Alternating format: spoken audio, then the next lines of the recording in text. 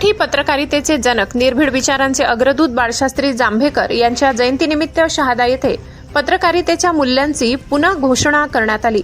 मुंबई नंदुरबार जिल्हा मराठी पत्रकार संघ संलग्न शहादा तालुका मराठी पत्रकार संघाच्या वतीने मंगळवार 6 जानेवारी 2026 रोजी सायंकाळी 6 वाजता शहादा तालुका मराठी पत्रकार संघाचे अध्यक्ष नरेंद्र बागले यांच्या निवासस्थानी प्रतिमा पूजन करून पुष्पांजली अर्पण करण्यात आली।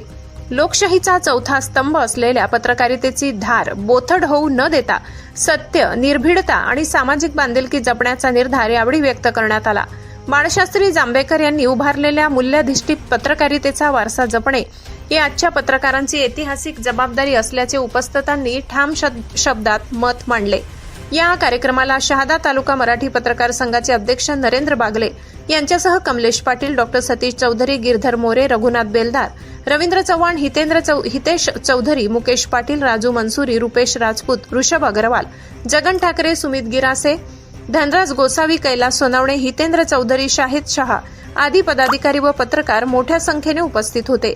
जांभेकरांच्या विचारांना केवळ अभिवादन न करता ते प्रत्यक्ष आचरणात आणण्याची गरज असल्याचा स्पष्ट संदेश देत कार्यक्रमाची सांगता करण्यात आली। मराठी पत्रकार सृष्टीचे जनक, आद्य पत्रकार गुरुवर्य बाळशास्त्री जांभेकर यांनी 6 जानेवारी 1832 मध्ये दर्पण या नावाने वृत्तपत्र सुरू करून मराठी पत्रकार सृष्टीचं पायाभरणी केला आणि त्या दिवसापासूनच खऱ्या अर्थाने मराठी पत्रकारितेला सुरुवात झाली। आणि या पत्रकार दिनाचं औचित्य साधून दरवर्षी सर्व पत्रकारांच्या वतीने राज्यात म्हणा किंवा देशात म्हणा पत्रकार दिन हा साजरा केला जातो। हा पत्रकार दिन एक पत्रकार दिन आणि दर्पण दिन म्हणूनही साजरा केला जातो।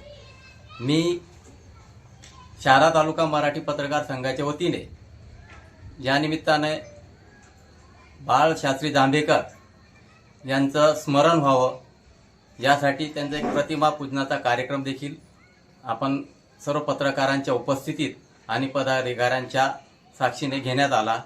मी सर्व पत्रकारांना एवढंच आवाहन करेन की पत्रकारिता करताना समाजासाठी विधायक कार्याकरता आपण लक्ष दिलं गेलं पाहिजे।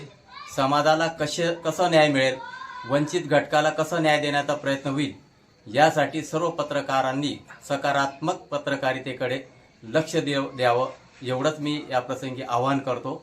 धन्यवाद।